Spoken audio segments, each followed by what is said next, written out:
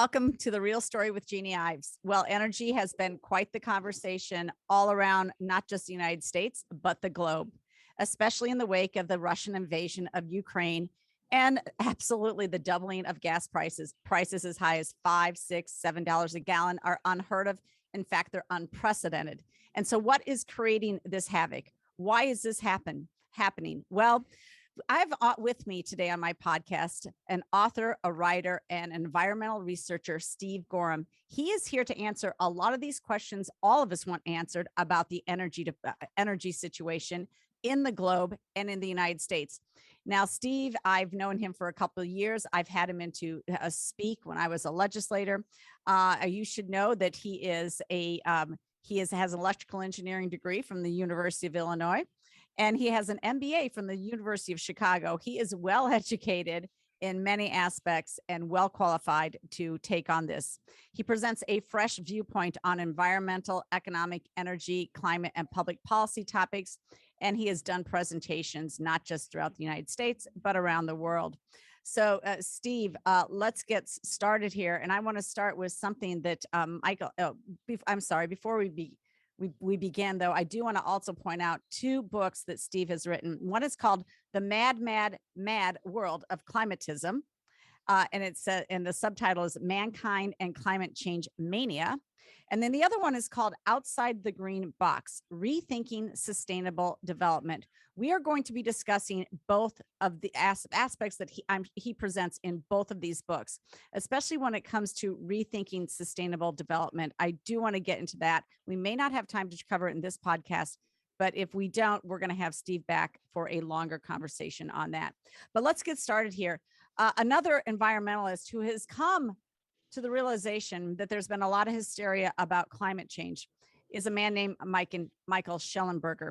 And he wrote in Common Sense on March 1st, he wrote an article about the West Green delusions empowered Putin, which is exactly what we want to talk about, how the West Green delusions empowered Putin. And he asked the question about partway into his intro. The question is, how is it possible that European countries, Germany especially, allowed themselves to become so dependent on an authoritarian country over the 30 years since the end of the Cold War? And he's speaking specifically about how did they become so enamored with and so dependent upon Russian energy.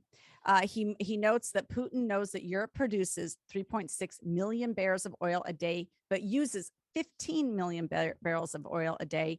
Putin knows that Europe produces 230 billion cubic meters of natural gas a year, but uses 560 billion cubic meters. He knows that Europe uses 950 million tons of coal a year, but produces half of that. The former KGB agent knows Russia produces 11 million barrels of oil per day, but only uses 3.4 million. So he knows that they have excess supply and they're selling it off to Europe. So the reason Europe didn't have a muscular deterrent threat to prevent Russia aggression, according to Michael Shellenberger, and in fact prevented the U.S. from getting allies to do more, is that it needs Putin's oil and gas. Well, we're turning the tables on that. Apparently, the Biden administration has now said we're not buying any Russian oil at all, but it's a little bit more complicated than that. So Michael Shellenberger seems to understand that Putin is energy rich and Germany became very dependent on their energy rather than developing their own sources of energy. You've talked extensively about why this is the case, but our audience needs to understand that this all comes from a perspective that they have about what is good and what is bad energy, and a perspective that I would argue, and I think you would too, is absolutely upside down. Could you give our audience a little bit of background about how Germany and actually Europe finds themselves so dependent on Russian energy sources, both oil and natural gas? Well, great, Jeannie. Yeah, a big part of all of this is the green movement, the idea that we have to make a transition from hydrocarbon energy, coal, oil, natural gas, to so-called renewable energy, wind and solar and biomass and other things. And it has driven European thinking for quite a while, and it's got a pretty strong hold here in the US. Just last week, the Intergovernmental Panel on Climate Change who is sort of the recognized entity for the world, released the second part of their sixth assessment report from Working Group 2. And they also put out some press releases, and they said some alarming things. This is a quote from the IPCC press release. Human-induced climate change is causing dangerous and widespread disruption in nature and affecting the lives of billions of people around the world, despite efforts to resolve the risks. And in their report, they said delay means death. I mean, this is very alarming stuff. I'm going to pop up a. You know, I mean, if you listen to AOC, I think we only have 8 years left. Yeah, that was anything. You said 10 years, a couple of years ago. Oh, okay, so all right. And yeah, there've been many alarming forecasts about that. I'm going to share a screen here about the IPCC predictions. Hopefully you can see this. This is a look. Back in 1990, the IPCC made a forecast in their first assessment report, and they said that global temperatures were going to rise a half a degree Celsius a decade. The worst case estimate, best case 0.3 of a degree per decade, and the low estimate 0.2 of a degree per decade. Those are the three lines on the chart here. And these were all based on computer models, but after 3 decades now, we can see that actual global temperatures are running below the IPCC's worst estimate. Let me go, the other interesting news from last week was that last week, the satellite data came out from the University of Alabama, Huntsville, and they publish this every month. They record global temperatures using satellite data. This comes from Dr. Roy Spencer, an advisor of mine. And the interesting thing about this data is that it's kind of flattened out. According to the satellite data from the University of Alabama, Huntsville, global temperatures have been about flat since 2016. And for the last 7 months, they've trended down a little bit. And this January and February of this year were cooler than the January and February of last year. What? So it is possible, despite the fact that the world is spending $500 billion a year to try and stop the planet from warming, that the Earth is actually going into a cool phase. And if that were the case, that would kind of interrupt all of the concern. So anyway, let's go back and talk about Europe a little bit and what's going on. But Europe basically has bought into this climate crisis hysteria, right? Have. We know that the climate's been changing. I've learned a lot from you. The climate's been changing since the climate existed. I mean, it was what, hotter 20,000 years ago, 4,000 years ago, 1,000 years ago. Yes, there have been 4 times in the past 10,000 years, and this is for centuries each time when it was naturally warmer than it is today. Right, and we don't deny climate change. We don't deny it. We actually just need to understand it. Correct? I've never met a person who doesn't think the climate changes. Okay. The real question is what's causing it. So anyway, Europe has bought into this, and for years and years. By the way, back in 2018, European Commission published a study saying there were 48 basins in Europe that could produce natural gas and oil if they were hydraulically fractured. Europe has decided to pursue none of that. They've instead decided to build wind and solar. And what we had this last year in 2021 is we had a very low period of wind. There was almost no wind growth, winds blowing in many places. And so they had to use natural gas to generate electricity. And so supplies got very short and the prices rose. What you see here is a graph of the gas prices in the Dutch market. And they measure these in euros per megawatt hour. And even before the invasion of Ukraine, you can see the end of last year, they were running at about 3 times the price of gas from the year earlier. And since the invasion of Ukraine, that's gone up to 10 times the price. And this is a tremendous negative impact on the standard of living of the citizens in Europe. Well, Um, can I pause you there for a minute? sure. How does that pricing compare to Americans, what we're paying? Right. So the U.S. is much lower. We usually pay about $3 per million cubic feet. That's going up to $5 per million cubic feet. It's up about 50 to 60%. That has typically been half the price of Europe. Now we're less than a fifth of the price of Europe. So our prices are low, but they've gone up quite a bit. Price of propane is also up about 50%, which a lot of people use in rural areas in the U.S. And so we're seeing higher bills. And one of the reasons is we're shipping a lot of liquefied natural gas to Europe. The U.S. has become the biggest exporter of liquefied natural gas last year. A bunch of that was going to Asia, but it's also going to Europe. So we're in much better shape. But as I was mentioning, Europe, 92% of households in Netherlands, 85% of households in England use natural gas, and those prices have just gone up by a factor of 10. So really a sad situation in Europe. So that's why the Nord Stream gas pipeline, Nord Stream 2, was absolutely considered. But they've bought into green energy. Are they waking up? They got rid of the nuclear plants. I mean, you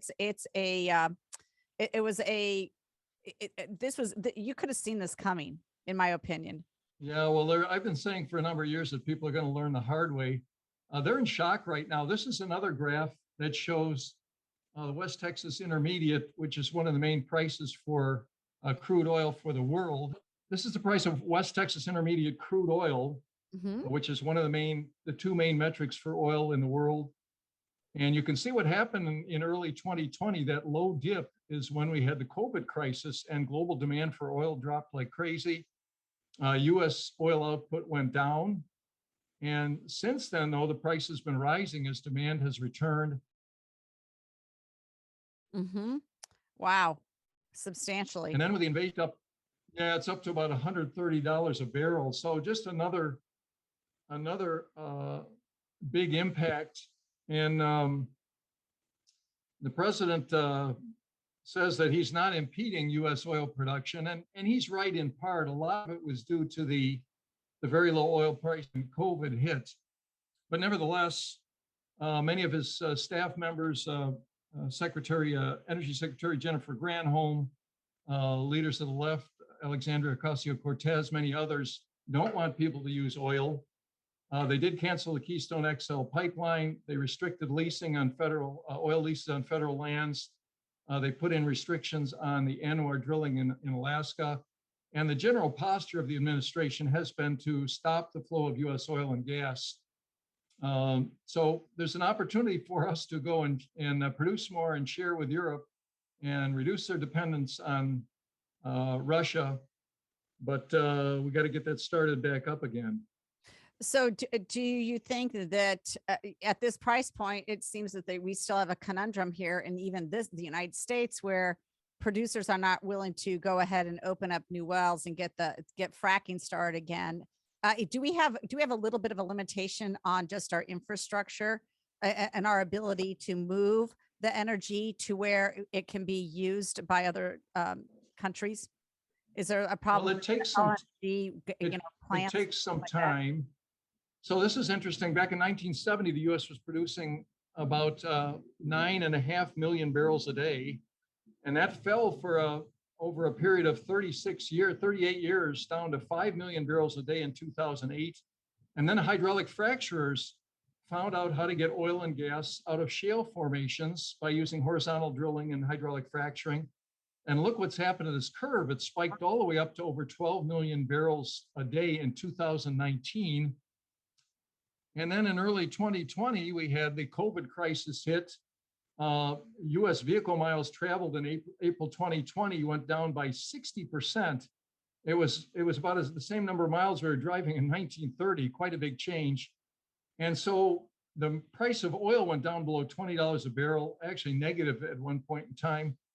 And so a lot of the activity stopped. So we went down, it's not really shown on this graph, but we went down from over 12 to about 10.5 million barrels a day.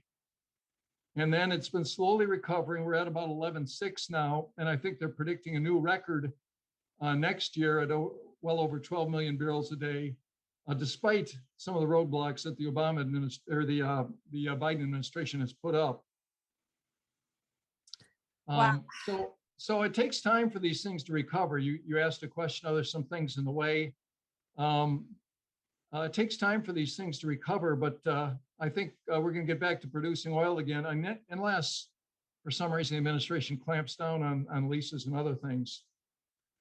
So this is a slide showing European gas consumption, the top blue curve, and the European gas production, which is the orange or brown curve there in the bottom, billions of cubic meters. And one of the big areas was Netherlands that's producing much less than it was.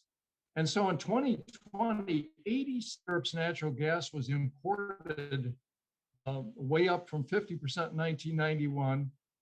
And 40% of those imports were provided by Russia. And so they've become dependent on this. And as I mentioned before, they're not fracking any of those areas in Europe that could be producing natural gas. So they're trying to figure out what to do at this point in time. It's a big problem. Another thing that happened last week, I forget the name of the firm, but the second biggest fertilizer firm based in Norway, second biggest in Europe, said they're shutting down production. Oh my God. There are many, many industries that are dependent on natural gas to produce, and they just flat out cannot make money. They lose money every time they produce a ton of fertilizer, ammonia, and so they have to shut down. So this, not only are households being impacted, but industries in Europe are being impacted. They're also going to have to lay off people. Really, really a terrible situation. Yeah, it would seem the opposite should be happening, though, because Ukraine has fully admitted that they're one of the largest producers of fertilizer, one of the largest growers of wheat. And just today, here locally, Decatur, Illinois, a WAND article talking about everyone's feeling the pain at the pump right now, but farmers are facing steep prices ahead of the planting season. He said, we've really seen what the cost to our farming customers is really doubled. He said, and this has to do with both fertilizer and fuel. So you would think that a country that produces fertilizer should be booming right now, given the need for it. I guess that's not the case. And again, I think in other places it's better. We're still producing fertilizer here in the US because our prices are 1/5 for natural gas of what they are in Europe. But yeah, again, this is a lesson for people. The demand for hydrocarbons, particularly natural gas and oil, is very, very high. Just some brief numbers: 90% of US transportation is powered by petroleum, gasoline and diesel from petroleum. 95% of Europe, 99% of aviation fuel is powered by petroleum products, and over 90% of shipping across the world, those ocean ships. So these are things that drive our economy. To think that you can do this with wind turbines and solar panels and even biofuels doesn't make a lot of sense. But that's exactly where they're headed, right? So $1 billion program to buy passenger buses, according to the federal government. That's what's coming down there. Multi-billion-dollar programs to build out electrical vehicle charging stations. Yep. For people who don't use electrical vehicles, can't afford $50,000 upwards to over $100,000 for Tesla electrical vehicles. I mean, they are living in la la land, and it's unfortunate because they have bought all in the state of Illinois into the Green New Deal type of stuff. They passed major legislation last summer to essentially do exactly what AOC wanted, which was to get rid of the fossil fuels. And at the same time, there's no way that they can get rid of fossil fuels. I love this example, but to me, it says a lot. You have about 38,000 electrical vehicles in the state of Illinois. Their goal is 1 million electrical vehicles in the next 8 years by 2030. At the same time, they want to cut down coal production, which is well over 20% of Illinois' electrical production comes from coal. So how they think they're going to produce the energy to charge 1 million electrical vehicles is beyond me. It doesn't work. Nothing of this works. They talk nonsense. I mean, for right now, we do not have a good energy substitute for oil or gas. And could you speak to that? Could you speak to it? Because they want Sure. to talk about solar panels coming from China. that has almost little controls in terms of environmental safety, environment when they produce these solar panels. And you have windmills, the same thing. They want to say that those are the answers, when probably for the most part the amount of energy it takes to produce a windmill is is the amount of energy it produces in its lifetime. Plus you have this huge environmental disaster at the end of its life cycle to actually get to bury it. There are other, absolutely, other environmental impacts from wind turbines. Why can we not cells. have a serious conversation about this? Why are they winning the arguments? Everything points to something different. What is wrong with the lack of knowledge for the average person to understand that I don't care, suburban mom X, Y, and Z are not giving up their gas dryers? What don't they understand about this? Yeah, it is pretty amazing. Let's just talk about electric cars a little bit. I'm actually writing a chapter on that for my next book. Oh, yay. Electric cars have taken off in a number of markets because the governments are subsidizing them. We sold about 8% of the world new sales last year were electric vehicles. Most of those are in China. Many were in Europe. About 18% of Europe's new vehicles were electric versions, plug-in electric. US, it was about 5% or so, much smaller. But I don't know, these things, I sit back and take a look at them. If you charge in your garage, that may be great. You can charge overnight, you can go to work. But if you try and go anywhere, it's just very, very tough. The average car can go about 60 miles in an hour. Yeah, there's about 1% of the world's vehicles that are on roads today are electric. It's very, very small, but they've been growing fairly fast. Last year, there were about 8% of the world's new vehicles that were sold were electrics. It was 18% in Europe. It was only about 4% here in the United States. Now, if you charge at home overnight, electric vehicles seem to be fine. They're a little more expensive. They're about 50% or to 100% more expensive than traditional gasoline fueled vehicles. But if you can afford one and you want to be a commuter, that's fine. Mm-hmm. But if you have to go out and charge outside your house, that's where the problems begin. But if you have to go charge, you can get about 62 miles of charge in an hour or 2 hours. And most of the chargers that are out there. So, to me, that doesn't make much sense. I could drive for an hour and it takes me an hour or two to charge to drive another hour. The chargers are the big problem with all of this. And we're trying to force people to buy electrics and to get rid of the traditional hydrocarbon vehicles. And we're going to put them through a lot of issues with chargers. Another problem is if you don't have a house, you don't have a garage, there's no place to charge your vehicle. There's no home charging overnight. Very, very tough.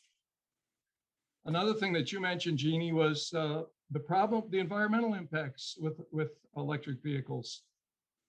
There are many projections saying that half of all cars by 2050 or more are going to be electric.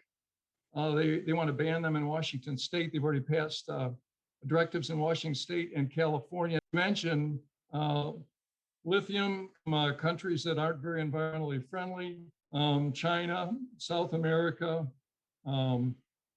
Nigeria. Same with cobalt, same with copper, many other places. Mm-hmm. So there's some big environmental impacts in ramping up all of these this transition to electric vehicles. Well, it's and it's coming this way. So they just passed legislation in Illinois, in the Illinois House, and it's headed over to the Senate for consideration. And it essentially says that new residential and improved residential to a certain point must include electrical vehicle charging ports. And that's going to just, this is just nonsense. We're so far away from doing this. And it's something that shouldn't be mandated. It's something that the actual homeowner should decide to do it because they want to do it, because they have a benefit to do it. So they're just pushing this agenda, and they're pushing it especially in the state of Illinois, which is just, it's a problem. I think that the other thing that we don't talk about enough is that the electrical vehicle charge is coming from coal, gas, and nuclear. If you live in the state of Illinois, that's where it's coming from.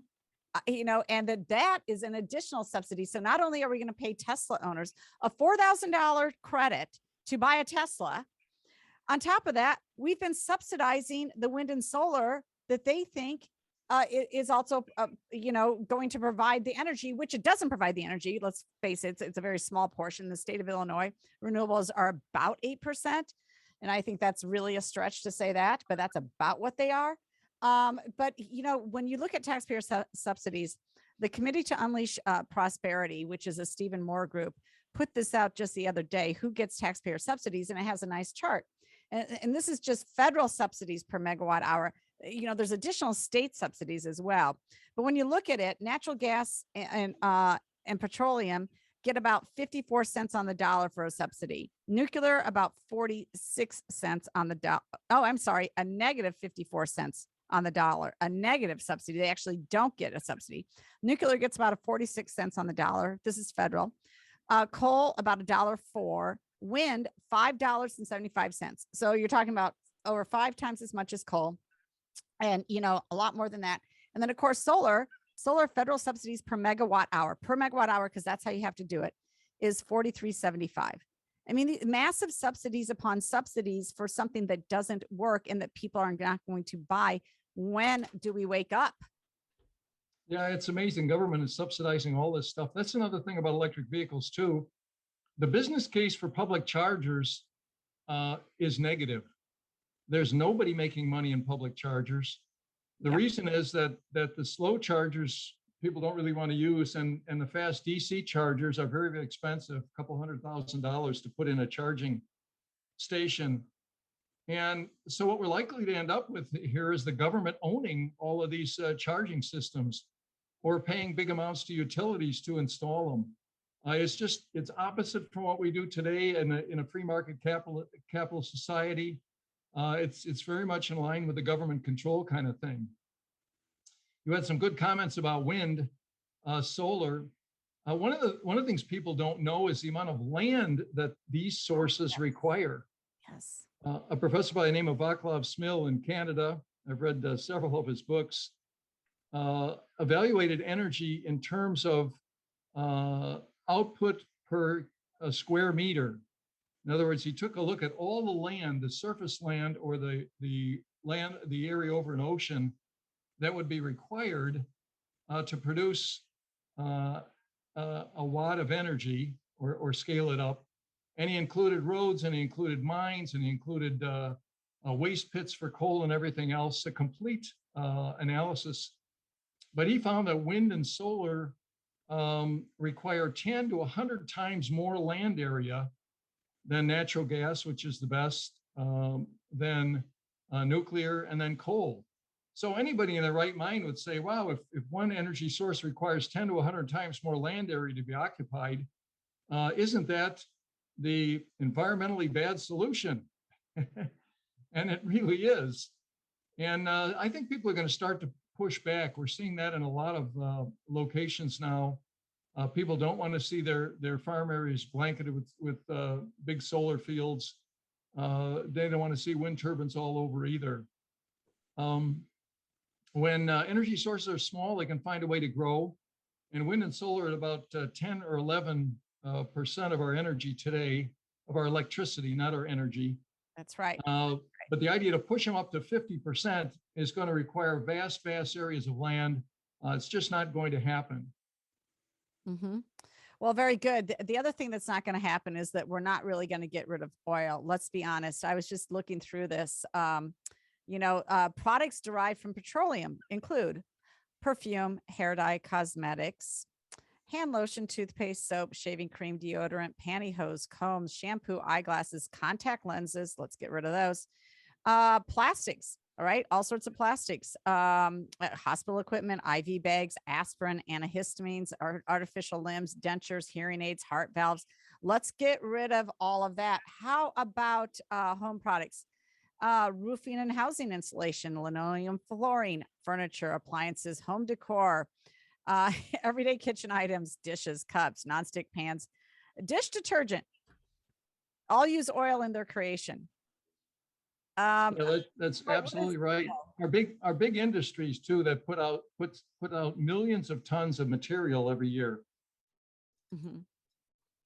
And you know, the other funny thing about this, Steve, is that there's a number of people uh, who just want to just pretend like they could live without this stuff, and they wouldn't. They just never would give up Like, some of these things. Go ahead. yeah, as I was saying, vast amount of our industry, like your plastic, steel, the biggies of the world use awful lot of natural gas, awful lot of oil, awful lot of hydrocarbons to produce their materials, to produce steel, to produce ammonia, to produce plastic feedstock. And those things are basically irreplaceable, or it's going to take many, many, many decades to change them. A lot of people talk about hydrogen. We could use hydrogen fuel for everything. Unfortunately, green hydrogen is about 4 or 5 times as expensive as we have a lot of hydrogen now, but it's all made from natural gas. If you want Aha. green hydrogen, there isn't any green hydrogen, and the processes to make it cost 4 or 5 times as much. So we're kind of where we are, and people with a bit of common sense know that trying to stop the flow of oil and gas is only going to raise prices and cause shortages. And right now, Europe is learning a very, very tough lesson. Well, and we sit here as, you know, the number one economy in the world, and yet we will deny what has made us the number one economy in the world, that access to the master resource, that access to energy, abundant energy, and then we're going to deny it now to what third world, fourth and fifth world nations, just trying to get their people out of poverty. I mean, let's face it, energy has been the greatest catalyst to bring people out of poverty and to actually solve our climate problems. If you didn't have large water pumps that were run on you know, natural gas, for example, you wouldn't be able to deal with rising sea levels like they've had in parts of the world. It is actually I think it's a godsend, truthfully, that we have found natural gas and that our scientists have been able to capture it and use it efficiently. And I think that on the horizon, our scientists will develop that next energy. I just don't think it's going back to the 1600s and using windmills, but that's me. Yeah, I think you're right. And as a matter of fact, if you look at it objectively, the one energy source that has done the most to reduce global air pollution is natural gas by far. My Well, grandfather in it's going Chicago. away here though in 2045. By 2045, there's no more natural gas. Replumb your your dryer to electric in the state of Illinois. All done. We're Yeah, done. We're done. No more natural gas in 2045. Get ready. well, I'm not going to do that. They're going to have to Okay. force me All right. Just let you know. to. Oh, and no more coal by 2035, but most of it going away by 2030. No more coal. There goes 20% of our energy, over 20%, about 22. So People are going to learn the hard way. What this is going to cause is rising electricity prices and declining grid reliability. Interesting, within the last 2 years, we've had big blackouts in 3 of the top 6 wind states, California, Oklahoma, and Texas. And so they keep putting that wind and solar in there, and you're going to have more and more instability. And eventually, people, I think, are going to come back to reliable, low-cost energy systems. And let's work on reducing real environmental damage, not the idea that carbon dioxide is a pollutant even. It's a ridiculous comment. okay, well, we're going to close it out here. Steve, thank you so much for joining our program. He is a native Illinoisan, educated in Illinois, and he is right now he is out of state. But when he comes back, we are going to host him Breakthrough Ideas for an in-person discussion about this topic. And the reason for that is because it is, well, first of all, I love the topic. I think it's interesting. I think it's important. But two, the more information we get to people, the better decisions our policymakers will make. And that's what it's about. It's about driving prosperity for everybody. And certainly energy, which has come to the forefront. And then with the Russian invasion, now people are actually talking about something. We need to amp that talk up. So we're going to have Steve. Steve, you've offered to come in person and do a in-person presentation. And so we look forward to doing that when you get back in state. Okay, great. Thank you Thanks, so much Jeannie. for joining my program. We appreciate it.